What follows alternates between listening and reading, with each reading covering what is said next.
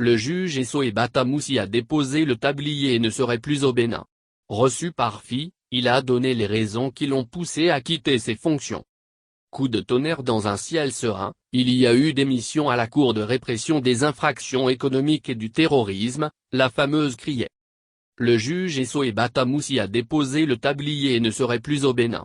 Reçu par FI, il a donné les raisons qui l'ont poussé à quitter ses fonctions.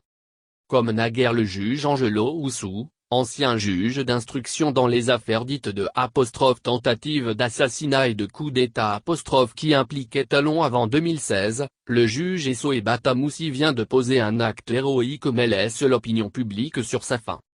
Sans nul doute, les Béninois vont s'accorder sur le fait que le désormais ancien juge a fait preuve de courage en démissionnant.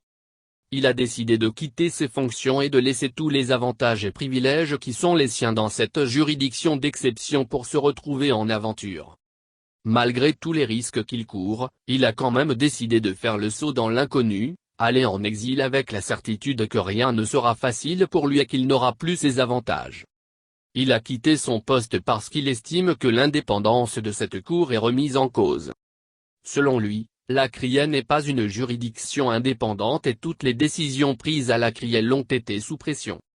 Il a donné le cas de l'ancienne ministre Rekia Madougou, candidate recalée pour la présidentielle d'avril 2021 pour étayer ses propos.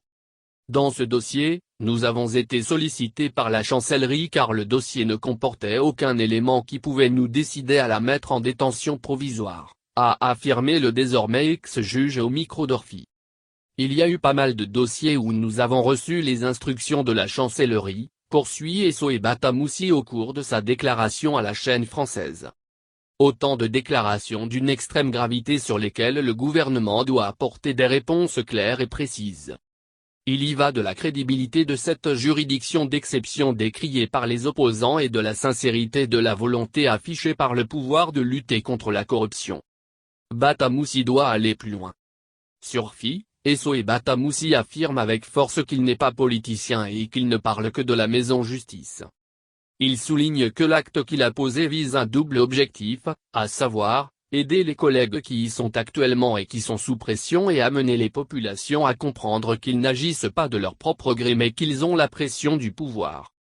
Il ressort ainsi de cette simple déclaration que le juge démissionnaire ne doit pas s'arrêter en si bon chemin.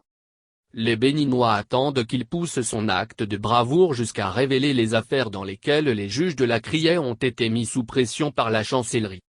Il doit dire comment s'exerçaient ces pressions et même clarifier le fonctionnement même de cette cour d'exception installée par le régime de la rupture et dont les décisions ont été régulièrement retoquées par la CAD, Cour africaine des droits de l'homme et des peuples.